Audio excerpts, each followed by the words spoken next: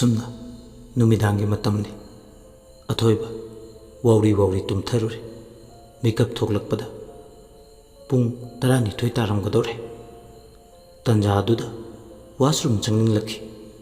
अदुगा मागी फोन गी फ्लाश अदु कापलगा मनिंग थोंगलुमदगी थोकलए अदुगा वाशरूम दा चंगमे वाशरूम लेरिबदुगा युमगदि खरदि लापने अदु याम लापनबदि ओइदे अथोइबा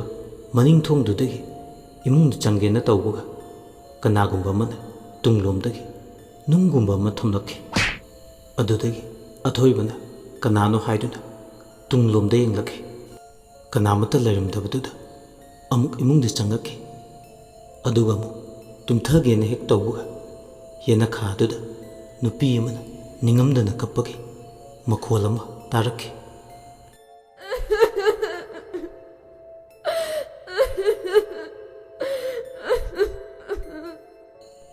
अथोइबा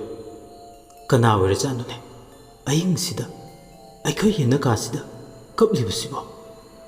अइबु थोगा येंगलुसिरने येंगलरोइगेदा फमुंगदगी ओइने तारगेदा असि हारगा फमुंगदुदा मयाइदा फमदुना लेरमे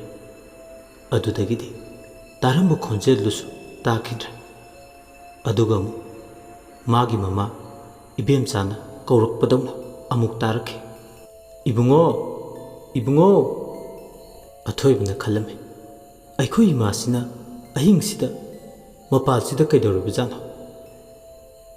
असि खंदुना हाउ इमा हाइनसु खुंखि अदुदगिदि खोंजेलदुना अमुक मपालदा अमुकता थोकलु हाइरखे अदुदसु अथोइबा होय थोकलेना खुमलमे अथोइबा अमुकसु मथंदा खले करिगुंबा अखोइ इमा लेरमबदि फै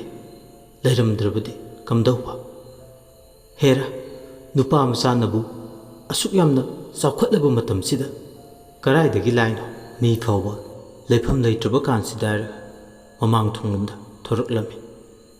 अथोइबा अकोइबदुदा कोयेंग येंगी कनामता लैबा उरमदे कनामता लैबा उदबदुदा कइनो हौजिकिदुबो अइगी वाखलनरने वाखलदि नत्तेदा काना पोतेदा फमुंगदा चंगलगा गेम दुम तौरखिगे असि हारगा युमलोमदा चंगलमे मांगोन काखतकेना हेक तौबगा करिगुंबा अमना यानबदौना तौरखि अदुगा मुक्सु मागी तुंगलोमदगी कनागुंबा अमना खंचिंग चिंथरखे अदुमना चिंथरकपदुदा लोंखाक लोंना ताय असुमना येंखतलुबदा उरे सफंग कायरबे अमना माकी ममांगदा लेप्तुना लेबदो अथोइबना नंग कनानो नंगना इगोंदगी पामलिबसे करिनो थवाइदुना खाकना खाकना नोकलगा हाइरे आई नोइना मियाथिना हपीख्रबा नुंगसिने आई हौजिक नंगी थवाइ पामे असि हारगा अथोइबगी मखोंग नामदु पाइरगा सोरो सोरो चिंगबा होरखे अथोइबा नुंगचाक मरक्तुदा चिंगबदगी मसादो इहिंग नाइंग सारमे अदुगा मुक्सु लैमाइदा खंथा थादरमे अदुमना तौबदगी अथोइबगी अरोइबा सोर होनख्रे अदुगा सुमांग मतोंदुदा हौरिबा नोबा पांबीदुदा यानसिलमखि अथोइबा लैतबगी पावदो थौबगा वांगलिंगसु तारमे अदुबु अस्तिदा ओइना चटलजे हाइनदुना चत्रे थौबा अरापा लम अमदा ममानबा अमगी लुहोंबा याउरुरगा हलकपदा खरदि थेंगले अदुबु गारीदो असुम थौदुना लाए असुम लाकपना मोंगसोंग अदुगी मपा योरखे अदुगी मपादो कनागुंबा अमा लेप्सिंदुना सोरोक मयाइदुदा लेरमे होरोन क्यारा खोंगलबसु सुहेंग येंथोकलमदे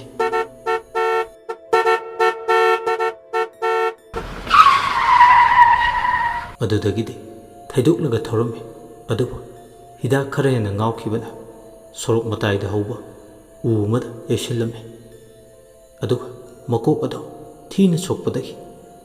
अरोइबा याहिब तानखि नोंगालकपदा वाकिंग चटपा मिसिंगना थौबगी असीबा हक्चांग अदो थेंगनरमे अदुगा मयुमदसु पाउ फिख्रे असुमना थौबगी अरोइबा मथौ मंगमसु पांथोखरे पाव अदु ताबदा वांगले स्वाई लाउरमे हंतक मोइद तौरुक्लिबसे नुंसीना सोइदना लमन कुमक्पा ओइगने हाइन खलमे अदुदगी अमाइबा अमा तानदबा यादे हाइदुना थांगनबा खुलदा लैबा अमाइबा इबोतोलगी युमदा वांगले चलमे वांगलेना युमसिबु अमाइबा इबोतोल खोइगी युम ओइबिरब्रा इबोतोन माने आई सानी इबोतोल हाइबदो वांगलेन ओजा माइबा ओजाना आइगी मतेंग अमुक्ता पांगबिदबा याद्रे असी हाइरगा खोइरमे इबोतोन यारे यारे हौगलो नंगना वारी लीद्रबसु आई लोइना खंगी अदो ngasiगidi यौरो आई ngasiगidi सांगलोय लाइ अचौबा अमा खोइरमगदबा ले अदुदगी वांगलेनसु चटख्रे नुमिदांगी मतमने अमाइबा इबोतोल नुंसीगा वारी सानरमे ओजा माइबना हंतकी मतांग असिदा वांगलेनगी मतेंग पांगखिबा तारबदे नचाना खंजरिबा वखलसे अरेंबा तारनी माइबा इबोतोल इबेमा आई नंगी हौखिबा वारी पुनम खंगी अदुना अइना अंगंबा मतेंग सोइदना पांगनी नंग करिसु खनगना वांगलेनगी येतके खुदांगदा सिबा यंत्र अदुसु मयाय चामनख्रबने हौजिक्ति नंगना ओतनिंगबा चांगदा ओतपा यारने नुंसीना ओजा माइबा अदुदी अय अमुक चटलगे अमाइबा इबोतोना चलो चलो अइसु चंख्रगे नंगना निंगजबदो पांगथोकपा ngamba ओइजरो असुमना मथंगी नुमितनि अमाइबा इबोतोना वारी पुनमक प्रेमदा तमदुना वारी सानरमे मतमना असुम चटखिबना नुमिदांगी मतमने वांगले युमदोंपोक अदुदा मतोंदा लेरमे ममागा मपागासु लंदनदा मचन नुपीगी मनाकदा चटखिबने हयेंगदी हलादबनी खंदुना मांगोलदुदा फमदुना पूर्णिमा थाजब मातब येंगजरी पुंगसु सुम चटखिबना 12 मया तारअबने मतमसिसु थेंजिले तुमुरगे हाइदुना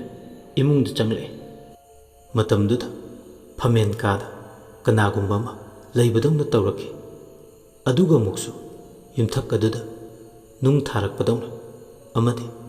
करिगुंबा अमना कोइचन चिनबदौना तौरके तंजा अदुदा मईदुसु मुत्ख्रे अदुदगी इमुंग अदो अमम्बना सिन थुंख्रे अदुगा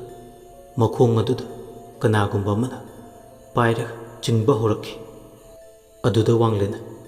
कनानो नंग करिगिनो नंग नेंगोंदा लाक्नरिसे अइना नंगी नफमदा करी अकाइबा चटख्रगे नुंसीगी थवाइदुना अमुक हाइरे अइ नोइना मिनुंसी लैतना हातोकपिख्रबा नुंसीनी अदुगा लांजदबा सादना वांगलेना नुंसी अइ याम लानख्रे अइना नंगबु नुंसीबा हेमनखिबना असुम मराल करिनो खंथबा ngамहौद्रे अदुगिदमा अइबु ngakpiyu नुंसीना ngasi नंगी नुमित सुरब्रे अइना नंगबु ngakpiba sungam ngamai अइना मतमदुदा हाइजबदा नंगना ताबिखिब्रा असी हारगा वांगलेनगी मंगक समदो मेटपा हौरे अदुगा प्रेमगी मनाकता पुदुना लाए वांगलेनबु थांगले अदुगा मु लैमाइदसु खंथा थादे अदुगा प्रेमगी मनाकता इनसिले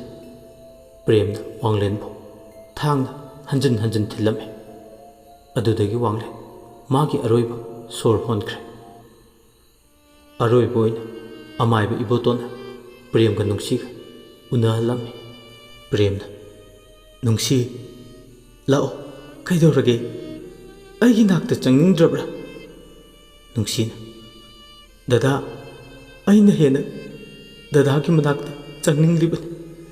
अदुबु लापना वारी साबसे नत्तना नक्सिन्नबदि याद्रे ददा अइबु वारौगनुको हंदक्की मपोकिदे ददागा थुंगनौ तमलमद्रे करिगुंबा मथंगी मपोक हाइबदो लैरमलबदि अमुक थेंगनसिको ꯄ꯭ꯔꯦꯝꯅ ꯅꯨꯡꯁꯤ ꯑꯩꯅ ꯅꯪꯕꯨ ꯅꯨꯡꯁꯤꯕꯗꯤ ꯑꯩꯒꯤ ꯊꯃꯣꯏꯗ ꯂꯦꯡꯗꯅ ꯂꯩꯒꯅꯤ ꯄꯨꯟꯁꯤꯒꯤ ꯑꯣꯏꯅ ꯃꯊꯪꯒꯤ ꯃꯄꯣꯛꯇ ꯇꯥꯏꯕꯪ ꯃꯄꯨꯅ ꯆꯥꯟꯕꯤꯔꯕꯗꯤ ꯑꯃꯨꯛ ꯊꯦꯡꯅꯁꯤꯀꯣ ꯑꯃꯥꯏꯕ ꯏꯕꯣꯇꯣꯟꯅ ꯅꯨꯡꯁꯤꯒꯤ ꯊꯋꯥꯏꯅ ꯃꯄꯨꯒꯤ ꯂꯩꯀꯣꯜꯗ ꯏꯪꯅ ꯆꯤꯛꯅ ꯂꯩꯔꯨꯅꯕ ꯂꯥꯏ ꯈꯣꯏꯔꯝꯃꯤ ꯑꯗꯨꯒ ꯅꯨꯡꯁꯤꯗ ꯏꯪꯒꯤꯠ ꯇꯧꯔꯛꯏ ꯅꯨꯡꯁꯤꯅ ꯗꯗꯥ ꯑꯩ ꯆꯠꯂꯒꯦ ꯑꯣꯖꯥ ꯃꯥꯏꯕ ꯅꯆꯥ ꯆꯠꯆꯔꯒꯦ ꯑꯃꯥꯏꯕ ꯏꯕꯣꯇꯣꯟꯅ ꯏꯕꯦꯝꯃ ꯃꯄꯨꯒꯤ ꯂꯩꯀꯣꯜꯗ ꯏꯪꯅ ꯆꯤꯛꯅ ꯂꯩꯕ ꯑꯣꯏꯌꯨꯀꯣ ꯑꯁꯨꯝꯅ ꯅꯨꯡꯁꯤꯒꯤ ꯊꯋꯥꯏꯁꯨ ꯂꯥꯏꯔꯦꯝꯂꯦꯟꯗ ꯇꯤꯟꯈ꯭ꯔꯦ ꯄ꯭ꯔꯦꯝꯁꯨ ꯊꯕꯛ ꯑꯃ ꯇꯧꯗꯨꯅ ꯅꯨꯡꯉꯥꯏꯅ ꯄꯥꯟꯈ꯭ꯔꯦ ꯋꯥꯔꯤꯁꯤ ꯃꯇꯥꯡ ꯑꯁꯤꯗ ꯂꯣꯏꯁꯤꯟꯖꯔꯦ ꯋꯥꯔꯤꯁꯤ ꯍꯧꯕꯗꯒꯤꯅ ꯂꯣꯏꯕ ꯐꯥꯎꯕ ꯇꯥꯕꯤꯈꯤꯕ ꯈꯨꯗꯤꯡꯃꯛꯄꯨ ꯏꯀꯥꯏ ꯈꯨꯝꯅꯕ ꯎꯠꯆꯔꯤ ꯔꯥꯏꯇꯔ ꯑꯁꯤ ꯑꯅꯧꯕ ꯑꯣꯏꯕꯅ ꯁꯣꯏꯈꯤꯕ ꯂꯥꯟꯈꯤꯕ ꯌꯥꯎꯔꯕꯁꯨ ꯄꯨꯝꯅꯃꯛꯅ ꯄꯨꯛꯆꯦꯜ ꯆꯥꯎꯅ ꯉꯥꯛꯄꯤꯒꯅꯤ ꯃꯈꯥ ꯇꯥꯔꯛꯄꯗ ꯑꯗꯣꯝꯒꯤꯗꯃꯛ ꯋꯥꯔꯤ ꯀꯌꯥ ꯑꯃ ꯏꯕ ꯉꯝꯕ ꯑꯣꯏꯍꯟꯕꯤꯌꯨ ꯍꯥꯏꯅ ꯃꯤꯌꯥꯝꯗ ꯅꯣꯜꯂꯨꯛꯆꯔꯤ ꯑꯗꯣꯝꯒꯤ ꯋꯥꯈꯜꯂꯣꯟ ꯑꯗꯨ ꯀꯃꯦꯟꯗ ꯊꯝꯕꯤꯔꯝꯃꯨ ꯑꯃꯗꯤ ꯆꯦꯅꯦꯜ ꯑꯁꯤꯕꯨ ꯅꯨꯡꯁꯤꯕꯤꯗꯨꯅ ꯂꯥꯏꯛ ꯁꯤꯌꯥꯔ ꯑꯃꯗꯤ ꯁꯕꯁꯀ꯭ꯔꯥꯏꯕ ꯇꯧꯕ ꯀꯥꯎꯕꯤꯒꯅꯨ ꯂꯣꯏꯁꯤꯜꯂꯛꯄꯗ ꯃꯌꯥꯝꯕꯨ ꯏꯀꯣꯛꯅꯅ ꯑꯃꯨꯛ ꯍꯟꯅ ꯈꯨꯔꯨꯝꯖꯔꯤ